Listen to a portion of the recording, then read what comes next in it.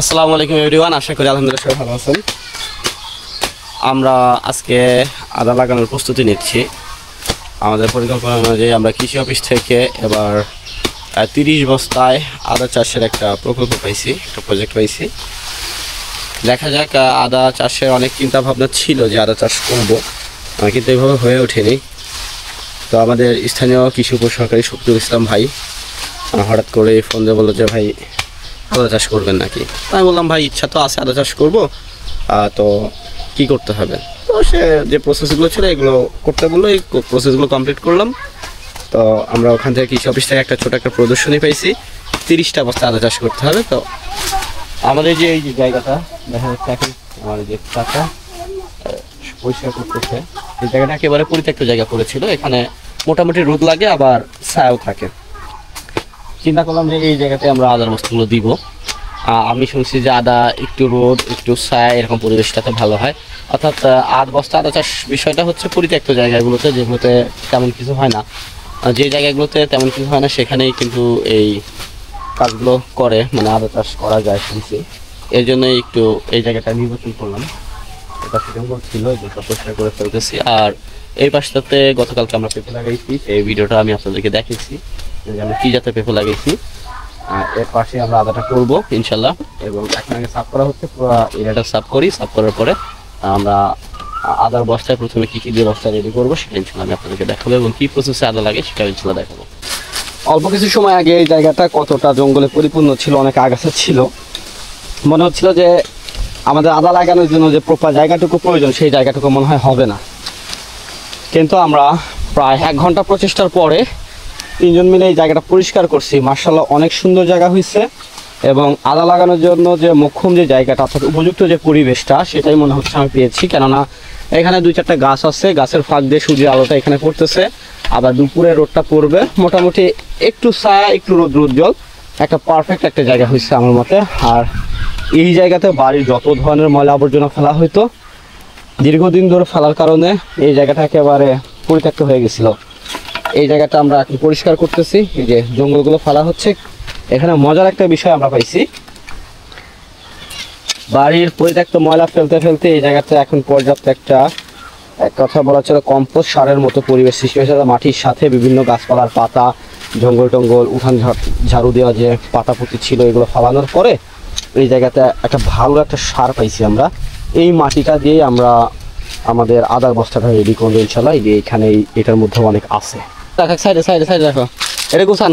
কোদাল নিয়ে গেছে ওরা, কোদাল নিয়ে আসতে হবে ওদের কাছ থেকে। শিমুল দুটো কোদাল নিয়ে মনি, ওটা এখানে রাখেন, ওদের কাছে কোদাল নিয়ে এটা এক জায়গায় গুছান। কাকা কোন জায়গায় গুছাবেন কোন? তো এই জায়গায় গাড়ি দেন, গাড়ি দিয়ে ওই কম্পোস্টে ঢালতে হবে। পরিত্যক্ত জায়গার এই জঙ্গল পরিষ্কার করার পরে বাড়ির যত আগাছা জঙ্গল টঙ্গল যা ছিল, ঝাঁটানে ঝুটানে যত ময়লা ছিল সব ফেলার পরে যে জিনিস পাওয়া গেছে এর চেয়ে ভালো জিনিস মনে হয় আর হয় না। আমাদের একেবারে প্রপার একটা জৈব সার মিশ্রিত মাটি হয়ে গেছে। এটা 1 বছর প্লাস পরে ছিল।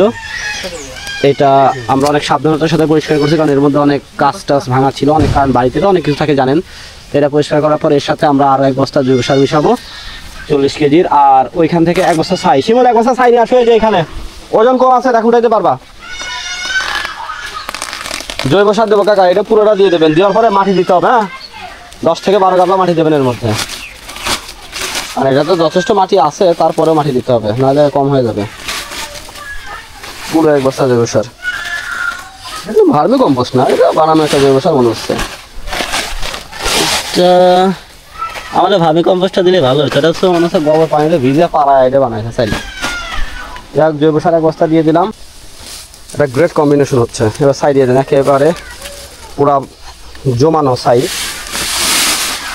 বাড়িতে যেহেতু খড়ি চুলাতে রান্না করা হয় সেই ছাইগুলো আস্তে আস্তে এখানে জমানো হয়েছে, সেই ছাইটাই আমরা দিয়ে দিব। এই যে ছাই দিয়ে দিলাম 1 বস্তা জৈব সার, আর পর্যাপ্ত পরিমাণে মাটি মিশ্রিত জৈব সারটা আমরা ব্যবহার করেছি। এর মধ্যেই দিয়ে দেবেন কাকা 8 থেকে 10 গাবলা মাটি দিয়ে দেন, তাহলে একবারেই মিশ্রণটা হয়ে যাক। সুন্দর একটা মিশ্রণ হচ্ছে, এর থেকে ভালো মিশ্রণ হতে পারে না। আর আমরা কিন্তু এখন কোনো ধরনের রাসায়নিক সার ব্যবহার করতেছি না। আদা গাছ যখন বের হয়ে যাবে কাকা সেই সময় কিন্তু রাসায়নিক সার দেবো, ঠিক আছে? যে পরিমাণে লাগবে আমরা সেই রেশিওতে রাসায়নিক সার যা যা লাগে, টিএসপি, এমওপি ওই সেইগুলো আমরা ইনশাল্লাহ পরবর্তীতে দিয়ে দেবো, এবং যখন যে স্টেজে দিব আমরা দেখাবো ইনশাল্লাহ। এখন মাটি নিয়ে আসেন, ওই ভিতর থেকে আমাদের পেঁপে বাগানের ভিতর থেকে ঝুরঝুরে দেখে মাটি নিয়ে আসেন। 8-10 গলা মাটি, এই যে নিয়ে যান, এই যে বিড়ে নিয়ে যান। সেমন গালো নিয়ে যাও, কাকা বিড়ে নিয়ে যাক। এক জায়গাতে গর্ত করে না কিন্তু, উপরতে চালিয়ে ওই উঁচু জায়গাতে নিয়ে আসেন, এদিক তো দাওয়াই এমনি কিন্তু হেভি একটা মাটি কাকা। আদা হলুদ এইসব মাটিতে ভালো হয়, তাই না? এরকম গোটা 8-10 গাবলা দিলেই হয়ে যাবে নি। তাহলে আপনার 30 বস্তা তো একবারে মাটিটা মিশানো হয়ে গেল, তাহলে আর ঝামেলা থাকবে না।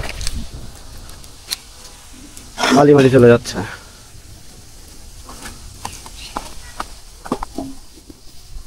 এই যে আমার মনে হয় কি আটাও মনে হয় আটার গাছ দেয় নিচেটা উপরে চলে আসবে।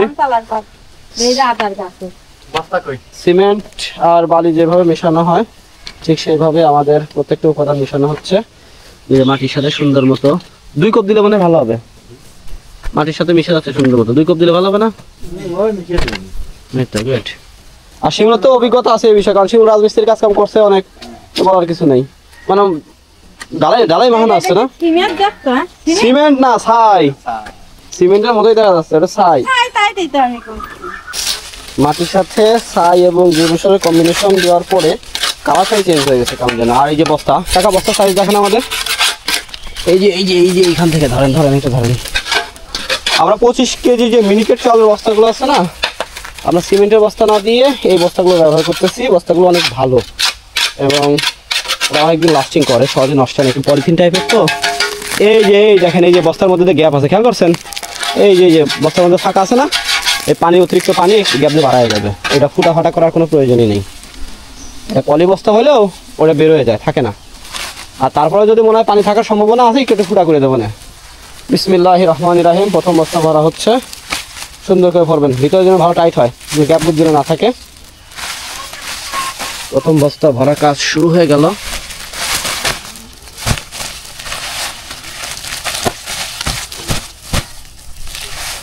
সিমেন্টের বস্তা একটু বেশি জায়গা হয়তো, 50 কেজি থাকে তো জায়গা বেশি, কিন্তু এই বস্তা একটু জায়গা কম। তাহলে আশা করি সমস্যা হবে না, এটাও খারাপ হবে না, ভালো হবে। এই ইটি এর মধ্যে থেকে যেন কোনো ওই যে পলিথিন এই যে এগুলো না দেয়, হ্যাঁ, এগুলো খেয়াল রাখবেন। আচ্ছা, কেমন ধরছে কাকা? ভাঁজ করতে হয়, ভাঁজ করেন। একটা সমান জায়গায় নিয়ে দেখেন তো, সমান জায়গায় নেন, সমান জায়গায় নিয়ে দেখেন। হ্যাঁ, ঝাঁকি দিয়ে টাইট করতে হয়, ভাঁজ করে দেন, আর লাগবে না বেশি, স্বাভাবিক। হ্যাঁ, ওকে, সুন্দর করে ভাঁজ করে দেন। ওকে, এই তো আপাতত রাখেন। হ্যাঁ, আর যদি মনে করেন না, তার আগে আপনারা এই জায়গাটা একবারে ক্লিয়ার করে সমান করে নেবেন কাকা, তাহলে সমান করে নিতে পারেন তাতে। আচ্ছা, তাহলে আগে রাখেন। এই তো এইভাবে প্রত্যেকটা বস্তা সুন্দর করে ভরে ফেলেন। আমরা কিন্তু আজকে আদা লাগাই দেবো, আদা লাগাই দিয়ে আজকে পানি দিয়ে দিব। এই তো আশা করি খুবই সুন্দর হবে। সেম মাপে ভরবেন। হ্যাঁ, আলহামদুলিল্লাহ বস্তা কিন্তু ভরা হয়ে গেছে। বস্তাগুলো ভরার কাজ শেষ, আমাদের বস্তার মাটি রেডি। এখানে 30টা বস্তায় আছে, শুধু 2টা বস্তা অন্য বস্তা দেওয়া হয়েছে, কারণ বস্তা শর্ট ছিল। আর এই জায়গাটা অলরেডি সমান করা হয়ে গেছে। এইখানে কিন্তু মূলত আমরা আদার বস্তাগুলো বসাবো ইনশাল্লাহ। এই সাইডটাতে বস্তা বসায় আমরা একটু পরে আদা লাগাই দিব। আশা করি অনেক ভালোই হবে ইনশাল্লাহ। জায়গাটাও ভালো সমান করা হয়েছে। আমরা বস্তাগুলোকে অনেক সুন্দর করে সাজিয়ে ফেলছি, মাশাআল্লাহ দেখতে অনেক সুন্দরই লাগতেছে। প্রত্যেকটা আমরা নির্দিষ্ট মাপে বসিয়েছি। এখন আদা লাগানোর প্রক্রিয়াটা বাকি আছে, শুধু আদা লাগাইলে কিন্তু আমাদের কাজ কমপ্লিট হয়ে যাবে। একটা বস্তায় আছে, হ্যাঁ, ওইটাই বসায় দেন। সুন্দর, দেখতেও সুন্দর লাগতেছে। 30টা বস্তায় অলরেডি বসে গেল। যারা মানে বিষয়টা একটা মডেল আকারে করতেছে, দেখতে আসলে অনেক ভালো লাগতেছে, কারণ এটা হচ্ছে কৃষি অফিসের সহায়তায় বস্তায় আদা চাষ করতেছি। তো ওদের একটা নির্দিষ্ট নিয়ম আছে, সেই নিয়মের মধ্যে কাজ করতেছি। যা হোক, আলহামদুলিল্লাহ ভালো হয়েছে। দেখি 30টা হয় নাকি। আমার দেশাল আদা না, পাহাড়ি আদা, ওই রাঙামাটির থেকে আদা।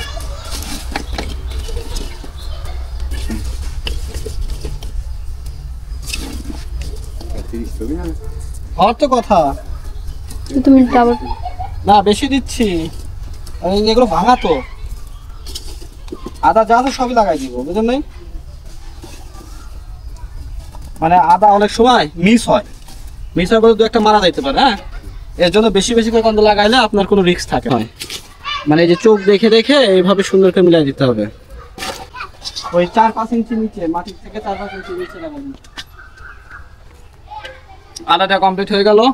এই যে কাকা দেখান, প্রথম দেখান। হ্যাঁ, 4-5 ইঞ্চি নিচে সুন্দর করে। হ্যাঁ, ওইদিকে নিচে যাবে না। হ্যাঁ, ওইটা হালকা উপরে দিকে, এই যেভাবে হালকা হালকা কাটতে থাকবে। হ্যাঁ, এই যে ওকে গুড। প্রত্যেকটাই দিয়ে দেন। আমি লাগাই বিসমিল্লাহির রহমানির রহিম। 4-5 ইঞ্চি নিচে বসাই দিতে হবে, আর বেশি উপরে থাকলে শুকায় যায়। হ্যাঁ, যে পরিমাণ